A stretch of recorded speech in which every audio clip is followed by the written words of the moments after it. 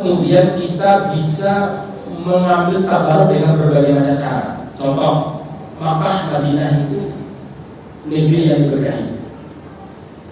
Negeri yang diberkahi.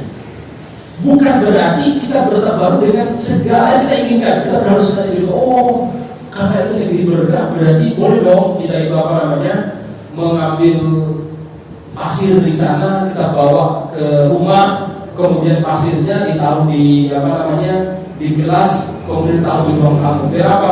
Biar rumahnya berbarokah.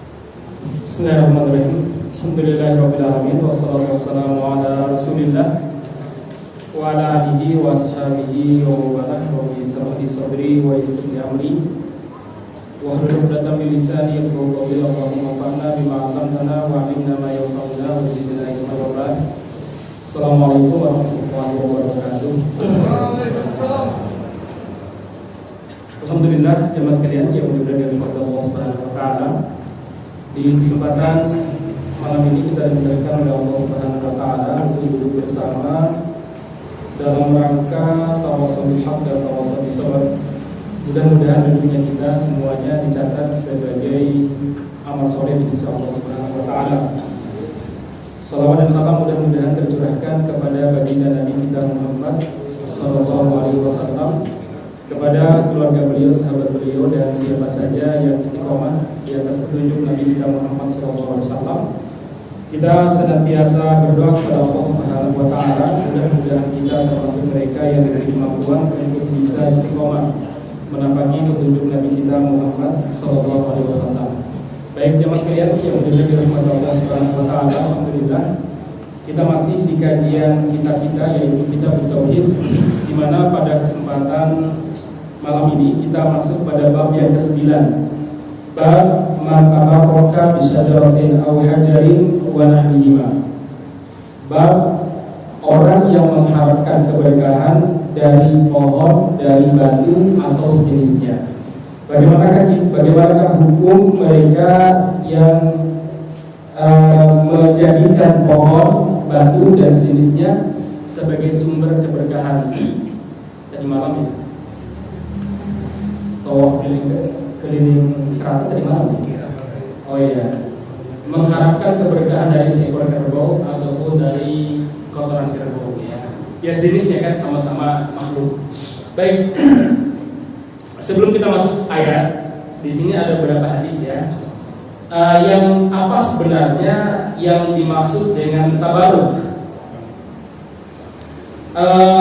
Jemaah sekalian, tabaruk itu secara definisi kata para ulama, at-tabaruk kullu ma yaf'alu talaban li ziyadatil khair.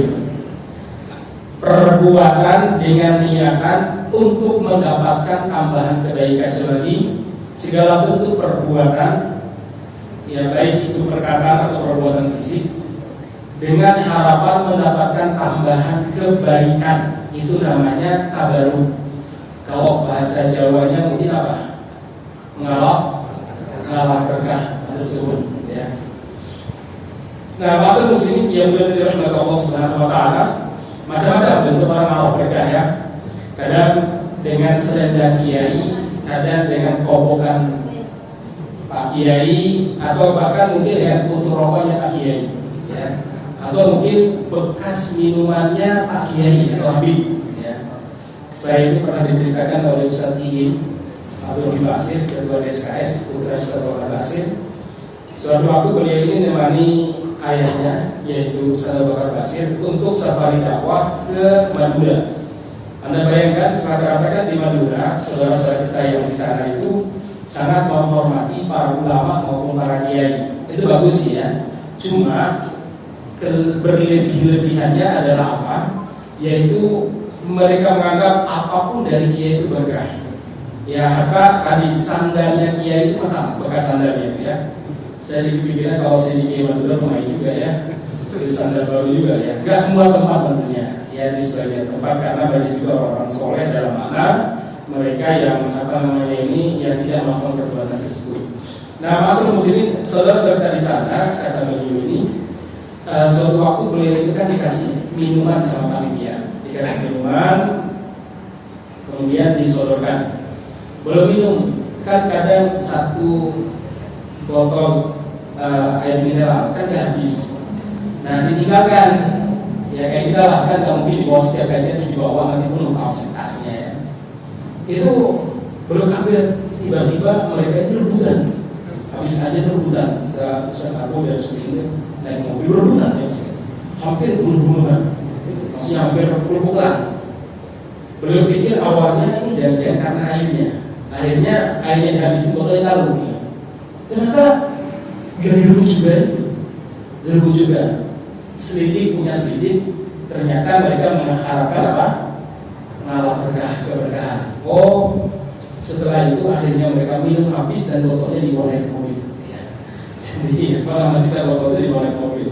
Biar jangan sampai apa? Ada perbuatan semacam seperti itu. Baik, itu namanya perbuatan tabarruk. Sekali lagi definisinya harus jelas ya. Segala bentuk perbuatan atau perkataan yang mengharapkan tambahan kebaikan. Nah, jemaah sekalian yang berada di rahmat Allah Subhanahu wa taala, kalau seandainya perbuatan tersebut tidak mengharapkan keberkahan, hanya memuliakan, ke masalah. Misalkan seorang santri cium tangan kiainya, itu no problem. Itu bukan bentuk tabarruk ya. Kemudian jemaah sekalian ada orang kehausan, ada sisa minuman kiai dia minum ya. Karena haus, itu bukan tabarruk ya. Bukan tabarruk ya, tabarruk definisi tadi ya. Baik, jemaah sekalian yang berada di rahmat Allah Subhanahu wa taala. Sekarang kita masuk pada beberapa ayat maupun hadis terkait masalah itu. Yang pertama, jemaah sekalian yang berada di rahmat Allah Subhanahu wa taala, firman Allah dalam surat An-Najm ayat yang ke-19. Afara'aitumul Lata wal Uzza. An-Najm ayat yang ke-19. Di sini ayatnya enggak lengkap.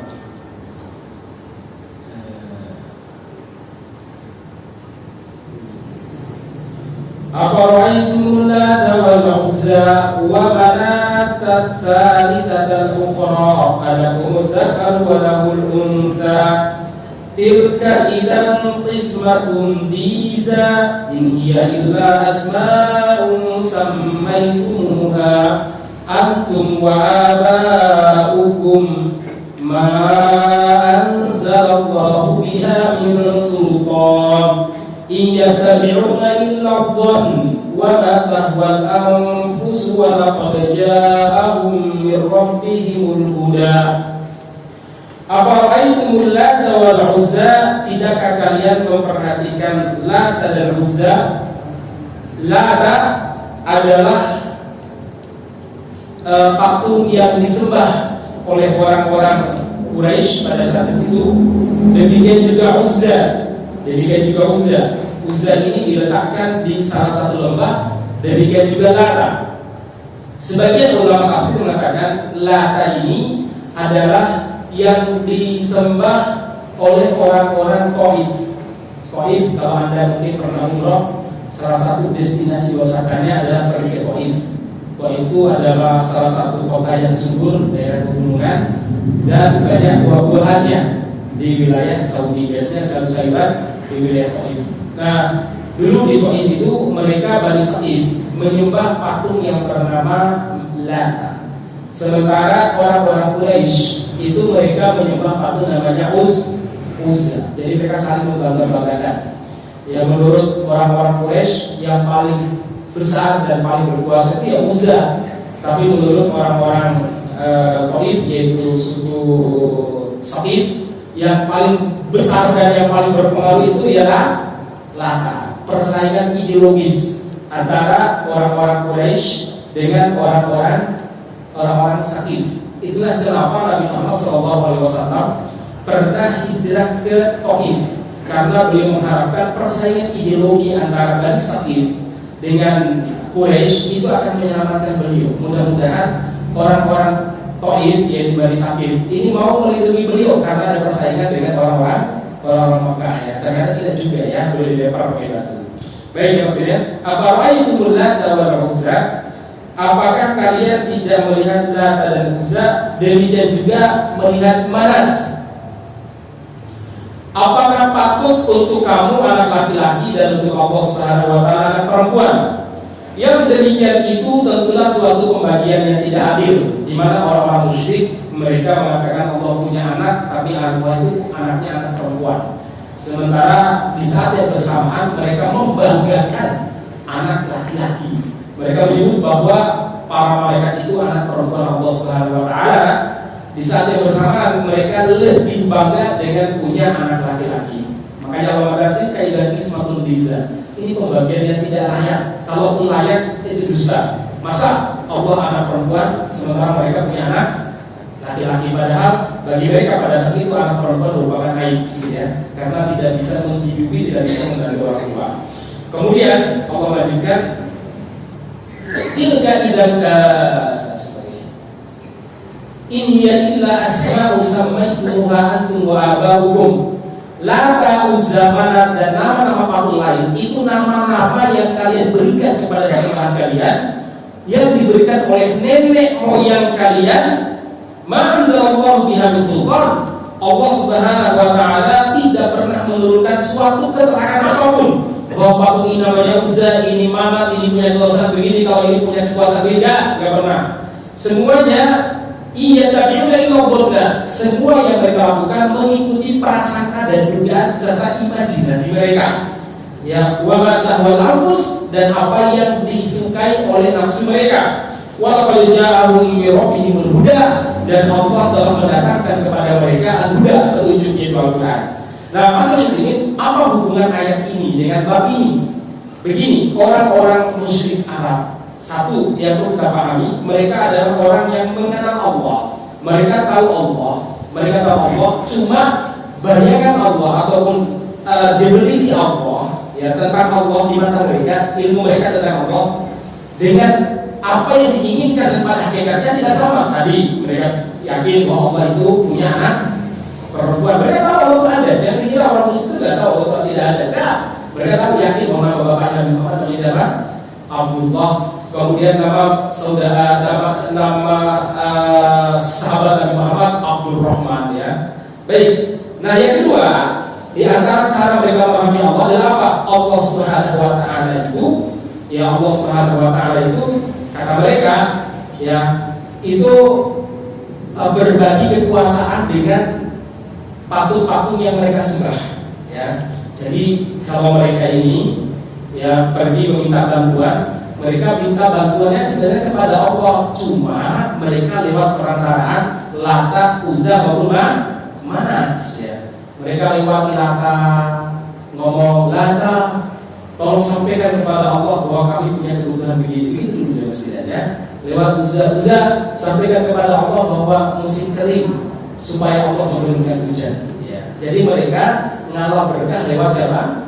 Lewat Manat maupun Uzza. Ada juga sih mereka misalkan menggosok-gosokkan pakaiannya atau menggosok-gosok tangannya, kalau lewat Uzza mereka harap mendapat keberkahan dari Uzza.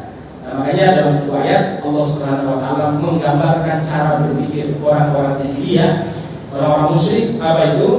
Ma na'buduhum illa liyuqarribuna ila Allahi zulfa. Kami beribadah kepada Lata, kepada Uzza, kepada Manat dengan harapan mereka akan mendekatkan kami kepada Allah. Jadi mereka tahu Allah itu penguasa semesta, cuma mereka ini, satu, kalau ibadah minta apa-apa itu lewat perantaraan Lata, Uzza, Manat, ya.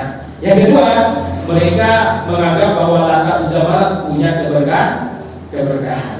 Maka tadi ya, kalau lewat tawaf kan ada patung Manat, patung Hubal, ya. Mereka pegang-pegang Hubal, pusat-pusat. Siapa tahu nanti ada keberkahan, ya. Siapa tahu nanti apa ada rezeki turun. Siapa tahu hutangnya lunas. Siapa tahu investor IKN berjumlah banyak. Kalau salah, ya. Itu kemudian tawaf keliling, ya. Itu namanya mengharapkan keberkahan, ya. Nama tabarruk seperti itu. Dan tabarruk ini oleh Allah disebut ibadah. Sebenarnya tabarruk seperti ini oleh Allah disebut apa? Ibadah.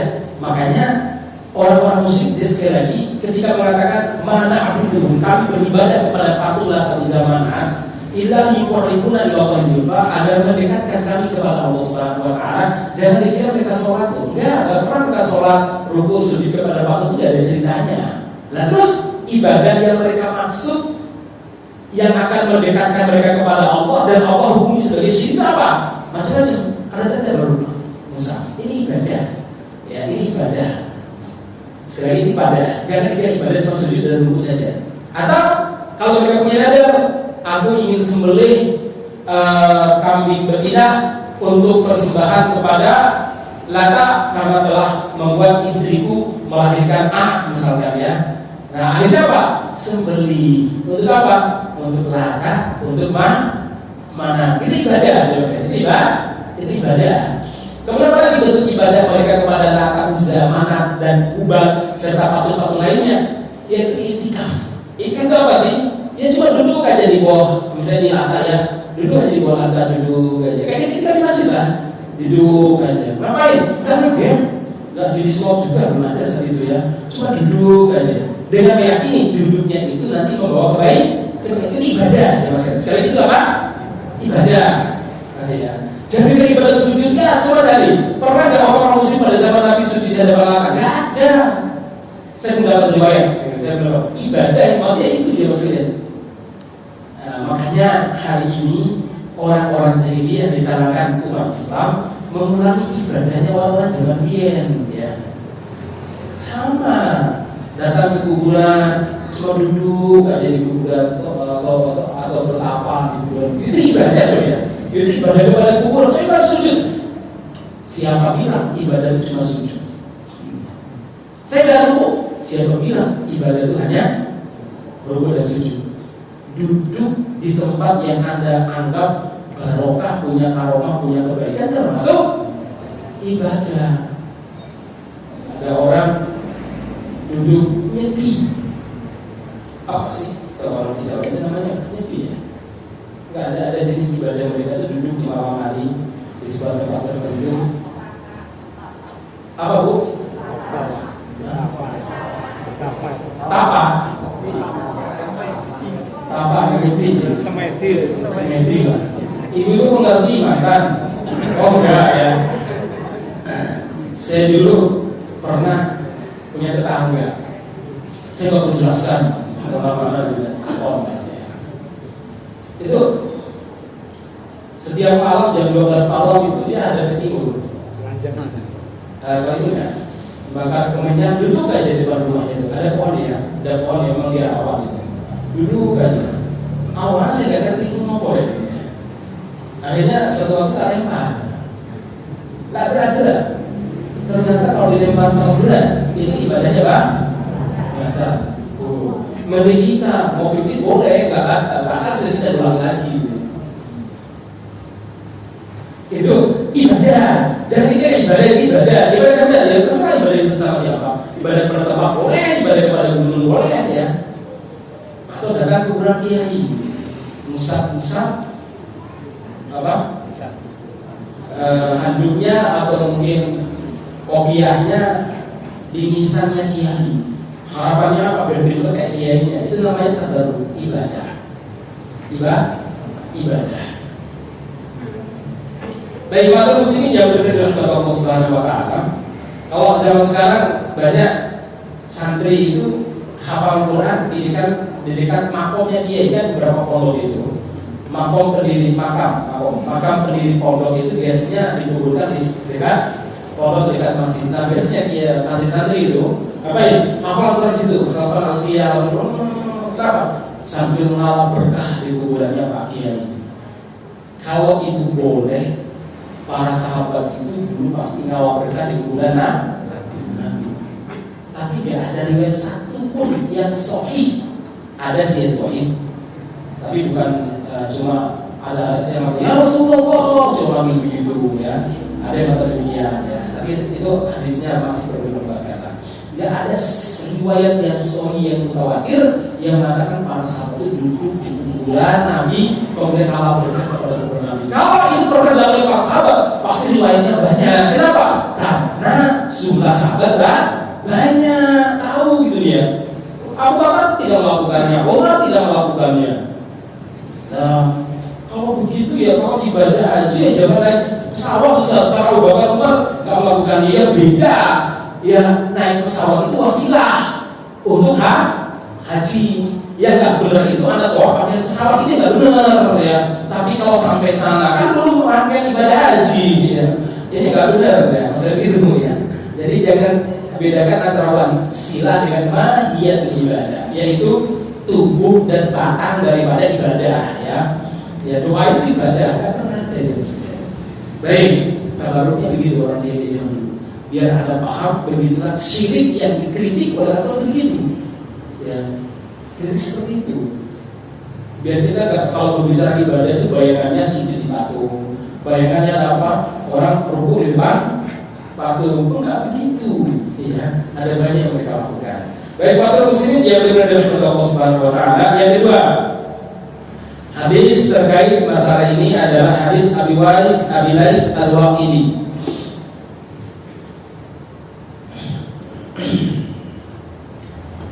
Terus yang benar dari Allah Subhanahu Wa Taala. Terus, terus berkah itu dari mana, Ustaz? Berkah itu dari Allah. Dan yang menyebutkan, yang tahu ini berkah tidak hanya Allah.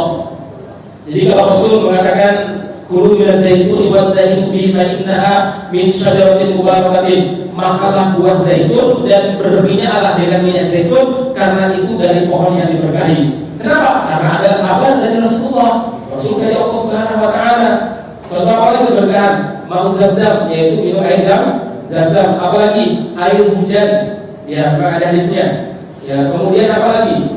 Selama itu ada dalil ya kita pakai. Tapi kalau nggak ada dalil jangan dibuat-buat. Ya, begitu problemnya. Baik.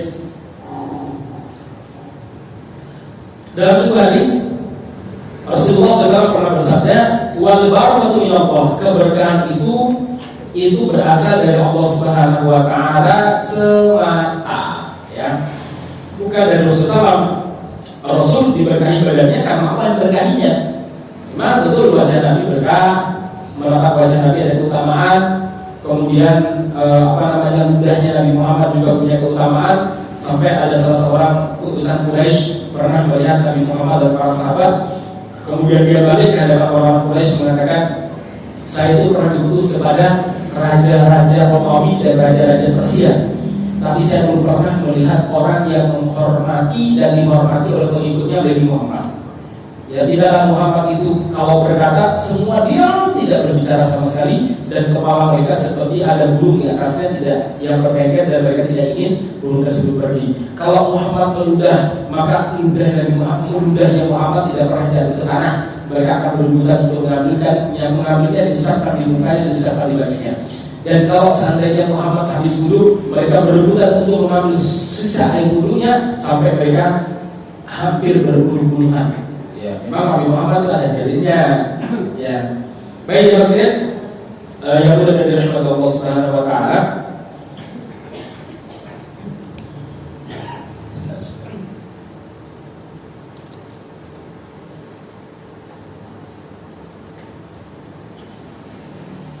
Sekarang yang berikutnya yaitu dari An-Abi Lais Al-Waqidi, An-Abi Waqid Al-Laythi qala kharajana ma'a Rasulullah min al-layl wa nuridu an yuqulu al-mushrikeena sidratan ya'kufuna indaha wa yanqulu biha sayatahu yuqalu lahu al-wadi fa marrna bi sidrin fa qulna ya Rasulullah ij'al lana al-wadi kama lahu al-wadi fa qala Allahu akbar innaha sunan.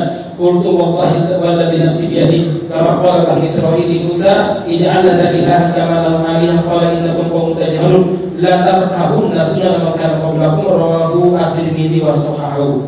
Dari sahabat Abu Waqid Al-Laisi, ini salah seorang sahabat Nabi Muhammad SAW, beliau menuturkan suatu waktu kami keluar bersama Nabi itu berperang untuk perang Hunain. Saat itu kami baru masuk Islam, berarti ini peristiwa Fatu Makkah. Setelah Fatu Makkah, kami keluarkan para sahabat yang datang dari Madinah 10.000. Kemudian dari Makkah, Rasulullah langsung memerangi beberapa kabilah para Hunain, tambah 2.000 sehingga totalnya 12.000. 10.000 mereka yang dari Muhajirin dan Ansor yang sudah lama masuk Islam, sementara 2.000-nya pasukan yang baru masuk Islam saat menaklukkan kota Makkah.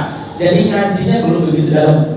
Nah, kemudian kami berangkat, kata beliau, lewatlah kami di sebuah masyarakat jahiliyah, yaitu masyarakat musyrik, mereka ini memiliki sebuah pohon, yaitu pohon sidir, pohon bidara yang sangat besar. Pohon ini mereka gunakan untuk etikaf, dari cuma duduk aja, ya, duduk aja di pohon tersebut. Kemudian karena mereka menggantungkan senjata mereka, pedangkah ataupun mungkin tombakah, panahkah di pohon tersebut karena mengharapkan keberkahan. Jadi kalau sudah digantung di situ selama sehari, mungkin bisa panahnya bisa tajam ataupun bisa titis. Kemudian pedangnya bisa kuat, mungkin yang agak puspa atau seperti apa lah dari mereka ya. Nah kemudian yang sekalian yang benar-benar dirahmati Allah Subhanahu Wa Taala, kami yang baru masuk Islam ngomong sama Nabi, apa kata kami? Ya Rasulullah, ij'al lana data anwar kama lahum datu anwar. Ya Rasulullah, mau kami dibuatkan datu anwar, tunjuklah pohon mana yang kami gunakan untuk kalian gantung senjata, itikaf di situ, bla bla ya. Ketika mendengar permintaan para sahabat ini, Rasulullah langsung bertakbir, Allahu Akbar, kata Rasulullah. Sungguh kalian telah meminta sesuatu yang pernah diminta oleh Bani Israil kepada Musa. Apa permintaan Bani Israil? Yaitu firman Allah Subhanahu Wa Taala tentang memisahkan Bani Israil, ij'al lana ilaha kama lahum aliha. Musa, buat kami Tuhan, buatkan kami Tuhan sebagaimana orang-orang itu punya Tuhan. Jadi ceritanya setelah mereka bebas dari kejaran Firaun, kemudian mereka ini melanjutkan perjalanan ke Yerusalem, yaitu Maqdis. Nah di tengah perjalanan mereka itu melihat ada orang-orang yang menyembah patung, ngeri, iri, wah enak nih ya punya Tuhan gitu ya, punya Tuhan gitu ya. Akhirnya apa? Mereka pun bilang sama Nabi Musa, kok kami dibuatkan satu aja Tuhan. Mereka punya banyak, kami minta satu aja dari Musa. Ya, apa jawaban Musa? Innakum qaumun tajhalun. Sungguh bodoh kalian ini. Dibacakan dulu ya. Innakum, kalian memang orang bodoh. Masa ikut orang-orang musyrik? Jadi Rasulullah menyerupakan permintaan para sahabat membuat zatu anwar, yaitu pohon yang digunakan untuk bertabaruk dan pohon digunakan untuk itikaf, sama dengan permintaan dari Israel, yaitu apa? Minta dibuatkan Tuhan. Jadi sama-sama beribadah, itu ibadah kepada pohon, ini ibadah kepada patung, sama-sama tidak syirik, ya. Ada bedanya. Masa sih para sahabat minta perbuatan syirik? Ya wajar dong mereka baru masuk Islam, kan ngerti? Kan bisa Abu Waqid al-Laythi mengatakan kami baru masuk Islam. Jadi ya mas sekalian, ternyata itu termasuk perbuatan syirik, ya boleh, ya. Dan kalau pasang foto Habib atau kiai di rumah dengan harapan dapat keberkahan, sama, ya.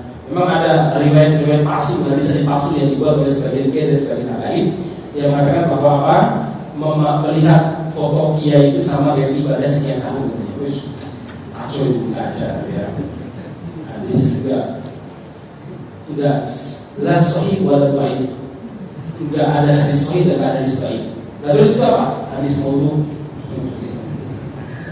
Ada lagi seorang habib yang mengatakan bahwa belajar kepada satu habib yang bodoh lebih baik daripada belajar kepada 40 ulama. Itu kita kacau, ya. Gak ada ya. Gak ada. Baik dosen yang benar-benar Subhanahu Wa Taala. Jadi begitulah ya. Terus boleh gak pasang foto kiai, foto habib? Ya kalau saya pribadi tidak boleh. Kenapa demikian? Satu, para ulama berbeda pendapat terkait masalah foto. Lebih baik keluar dari khilaf. Nah, terus kalau pasang fotonya siapa namanya Pak Jokowi, gimana ya? Ya nggak boleh juga sih katanya. Nah terus bagaimana? Ya sudahlah ya. Kalau anda mencintai seorang ulama, pasanglah fotonya di dada anda, di hati anda. Itu lebih baik. Kenapa? Karena pembawanya kemana-mana gitu ya.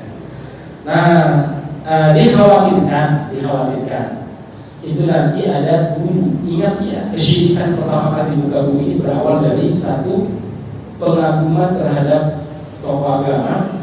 Tokoh agama meninggal dibuatkan sketsa wajah. Nggak marah, dibuatkan patungnya. Yang membuat sketsa wajah, yang membuat patung meninggal. Berganti 1, 2, 3 generasi. Akhirnya apa?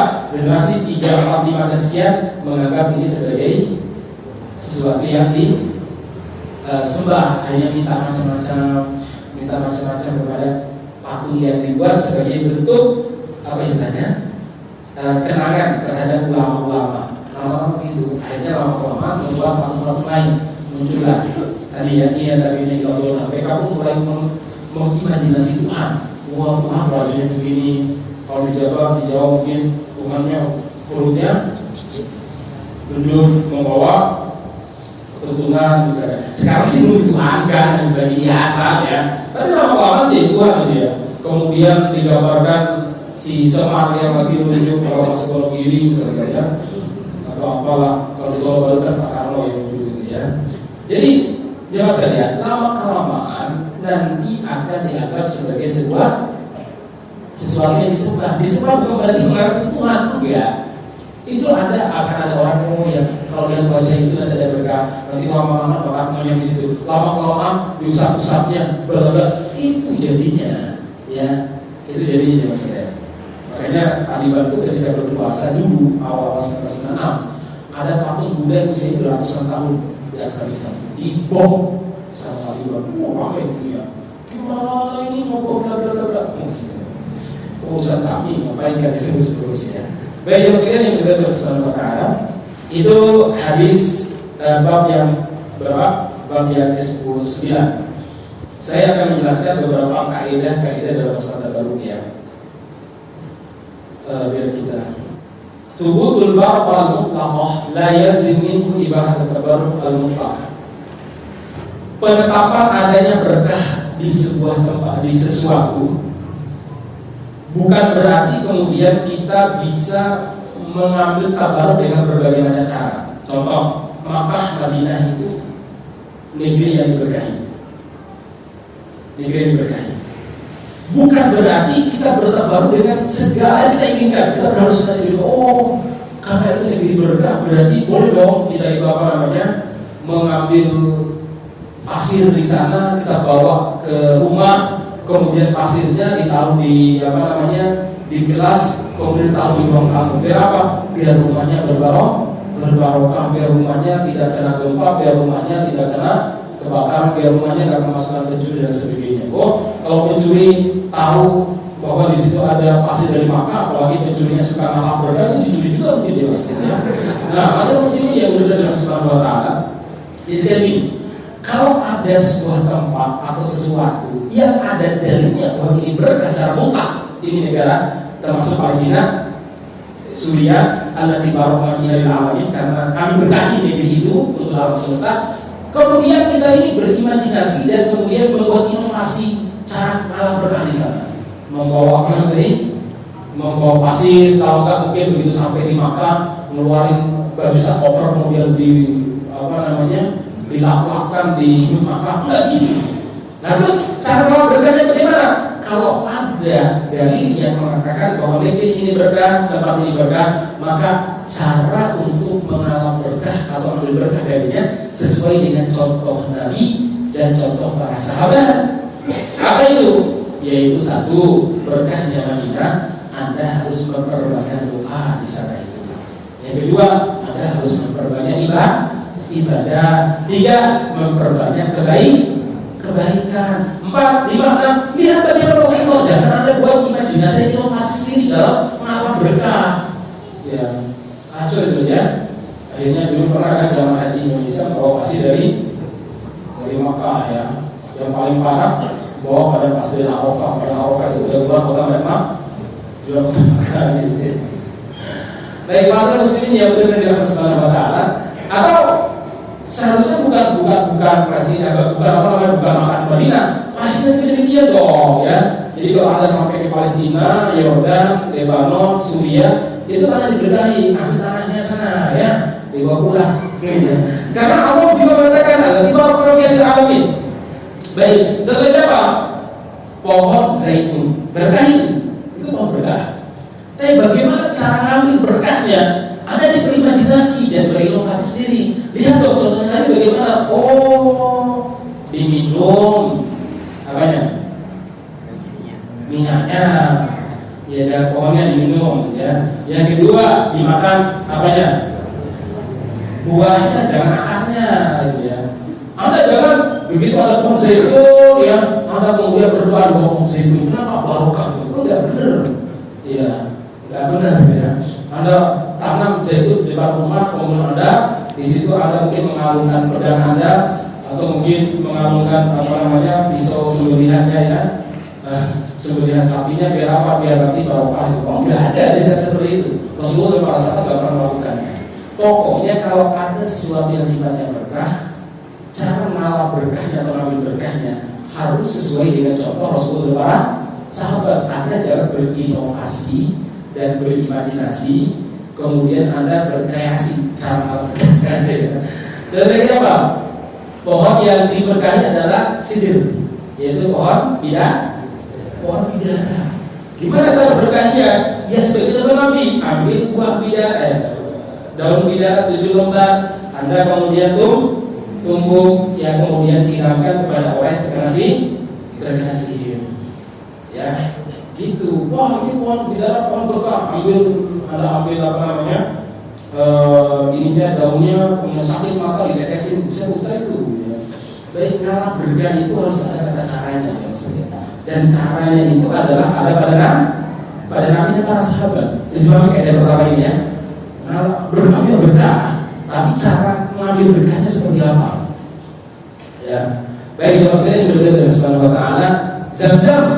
Bagaimana ambil berkah daripada Zam-zam? Ya, Rasulullah menyebutkan yaitu dengan cara diminum. Ya, ada sebagian ulama mengambil contoh Nabi adalah dibesarkan di badan. Sebagaimana kalau kita habis tawaf sebelum kita masuk sa'i, biasa kita disunahkan untuk meminum air Zam-zam. Bismillah, kita minum menghadap ke mana? Menghadap ke arah Ka'bah, diminum, sisanya kemudian kita siramkan ke bawah, misalkan begitu ya. Itu memang ada contohnya. Ya, tapi kalau seandainya ambil Zam-zam kemudian dibuat sebagai produk kecantikan, kemudian bla-bla, kalau belum ada contohnya jangan berkreasi, ya. Atau mungkin minum Zam-zam kemudian nanti biar badannya gagah, tampan, ya, sakit terus ya. Itu teman-teman kita yang bekerja sebagai tukang bersih Masjid Nabawi setiap hari minum jam-jam dan besar muka yang orang kita tampan banget sih ya, dari India itu. Jadi maksudnya ngambil berkah itu sesuai dengan sunnah Nabi ya. Nanti kalau seandainya ada berkah ini, ngambil berkah kalau besarkan di muka tampan wajahnya, kulitnya putih. Lalu orang-orang Tamil, kemudian orang-orang India, Pakistan yang kerja di Masjid Haram ya kulitnya ya lumayan gitu ya, black ya. Ya, jadi mau sekali lagi ini kaidah dalam tabarruk ya. Kaidah kedua, kaidah kedua. Anna tabarruk ad-dini la yuthbatu illa bidalil syar'iyyin wa yumkin an yu'abbar anha bi anna tabarruk ad-dini tauqifiyyun. Ya. Untuk mengetahui sesuatu ini berkah apa tidak, itu sifatnya tauqifi. Apa tauqifi itu? Sesuatu yang telah final, hanya Allah dan Rasul yang memberitahunya. Jadi nggak boleh berdasarkan istihad. Ini kayaknya berbarokah ini. Apa? Masjid Nurul itu berbarokah. Buktinya apa? Buktinya kalau pas hari Senin banyak yang pergi buka puasa bersama barokah. Akhirnya apa? Ya pasir Nurul diambil barokah, ya keramiknya diambil barokah, ya boleh. Ya, yang menentukan ini barokah atau tidak itu hanya Allah dan Rasulnya, bukan lewat mimpi. Kenapa? Saya bermimpi bahwa Masjid Syekh Zaid itu barokah. Bagaimananya? Bagian mimbarnya, entek udah habis diambil sebenarnya. Itu jangan. Ya, yang tahu keberkahan itu hanya Allah dan Rasulnya. Baik, terima kasih yang mendengar Allah Subhanahu wa taala. Saya kira ini bermanfaat bagi kita semua. Subhanallah wa bihamdihi asyhadu an la ilaha illa anta astaghfiruka wa atubu ilaik. Walhamdulillahirabbil alamin. Assalamualaikum warahmatullahi wabarakatuh.